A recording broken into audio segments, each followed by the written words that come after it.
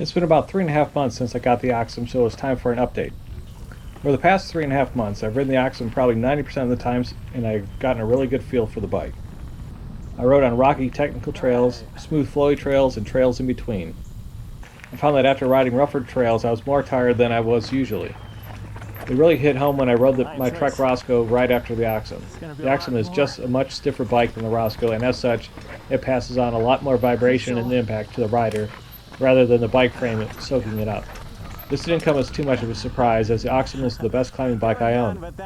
That stiffness allows for more power going to the tires, but it comes with a cost. I tried some different tires along the way.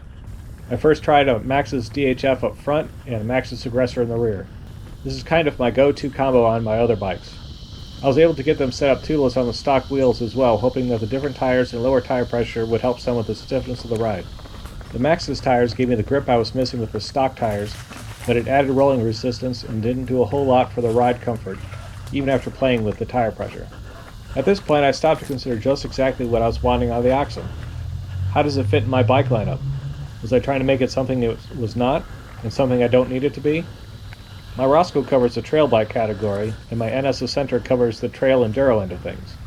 I also took into consideration how the Axum frame is laid out as well. It's a really big frame. The standover is quite high with the 100mm fork that it came with, and with the added 20mm of travel from the 120mm Epicon I put on didn't help things. The Epicon is listed as an XC trail fork on the SR Sun Tour website, but it's listed as an XC fork in the manual, so it's pretty clear where I needed to go with this bike. One category that I had open, an XC bike. I ordered a set of Bontrager XR3 team issue tires, reduced the travel of the fork to 100mm, and hit the trail. It didn't take long before it was evident that this setup was the ticket for the Axum. The stiffness of the frame that was a negative on the rough stuff shines on the flowing pedally single track.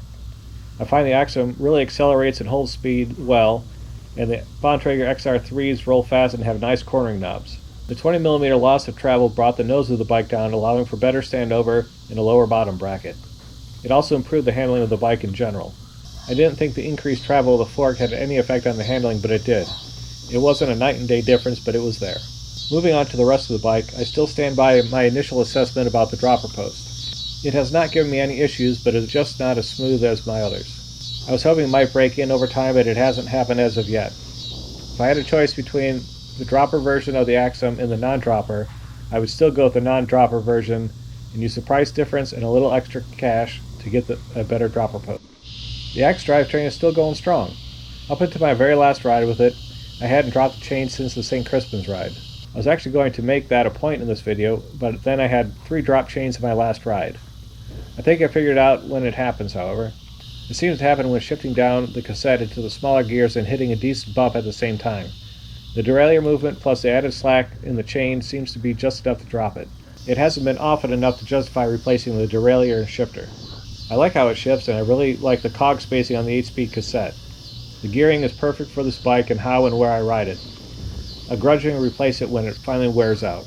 They're old school square taper with cage bearings, but they turn smoothly, and since they are functioning well, I just can't bring myself to spend the money to change them into something lighter with sealed bearings. The only con I have with the bike is its weight. Even after saving almost 4 pounds switching forks, it's still relatively heavy for an XC bike. A good chunk of the remaining weight is in the wheel set, specifically the hubs, but I'm not willing to sink that kind of money into the bike to make it lighter.